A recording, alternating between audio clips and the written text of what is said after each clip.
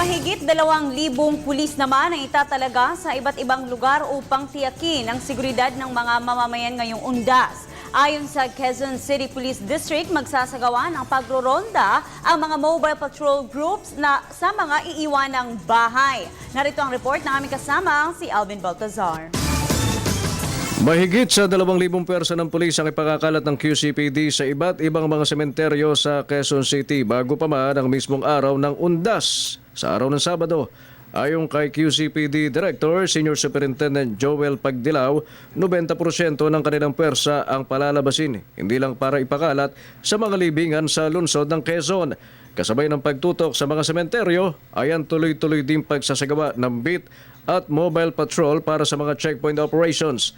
Kasama rin sa dagdag trabaho ng QCPD ang pagronda sa mga maiiwanang tahanan ng mga residenteng inaasahang magpapalipas ng ilang araw sa kanilang mga destinasyon. Nagkipag-usap na rin tayo sa barangay, sa liga ng mga barangay, lahat ng mga kapitan, na mga ganitong panahon, kasama namin sila katulong sa pagbabantay sa bahay, kasama yung mga barangay tanod nila at ilang pulis natin. Panawagan ni Pagdilaw sa kanyang mga tauhan, huwag nang umasa na makakasabay ng bakasyon sa ating mga kababayan dahil sa sandaling magbabanaan yan ang direktiba ng National Capital Region Police Office ng full alert, hindi na uubra ang anumang klaseng leave at pati day off, kanselado na rin.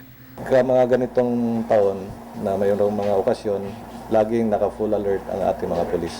So walang bakasyon sila? Wala tayong bakasyon pag ganitong mga panahon. Bali, meron na tayong warning order na galing sa regional office. Sila magbababa ng full alert.